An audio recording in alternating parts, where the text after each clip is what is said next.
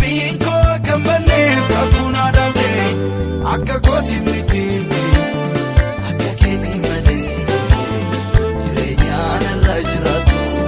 aarsaa xinnoo miti gatii guddaa baaftee na boqochiiftee mul'atu akka kooti miti akka keetii malee jireenyaan irra jiraatu aarsaa xinnoo miti gatii guddaa baaftee na boqochiiftee mul'atu.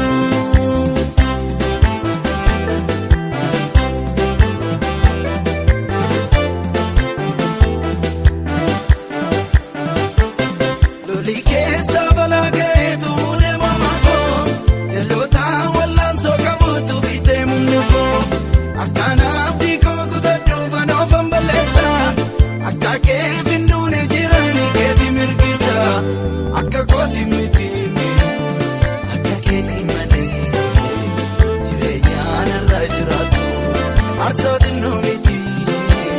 gatii guddaa baaftee na boqochiiftee mul'atu akka kooti miti akka keetii malee jireenyaan irra jiraatu aarsaa xinnoo miti gatii guddaa baaftee na boqochiiftee mul'atu.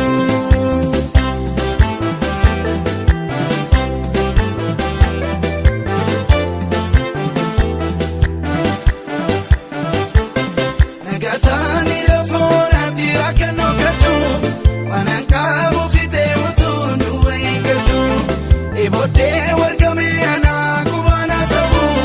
nan argeemsi burkaadhaan natti naanna'u akka kooti miti akka keetii malee jireenyaan irra jiraatu aarsaa xinnoo miti gatii guddaa baaftee na boqochiiftee mul'atu akka kooti miti akka keetii malee jireenyaan irra jiraatu. Aarsaa xinnoo miti gatii guddaa baaftee na boqochiiftee mul'atu.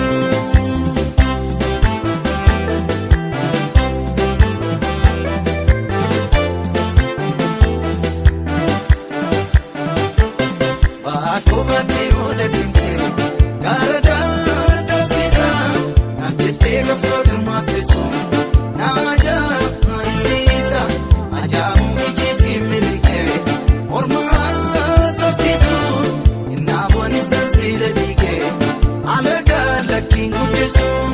Baakoo baatee oola deemtee gaara daandofsiisaa naaf jettee qabsoo hirmaatteessu na ajaa'ibsiisa ajaa'ibu ijji milikee mormaa sabsiisu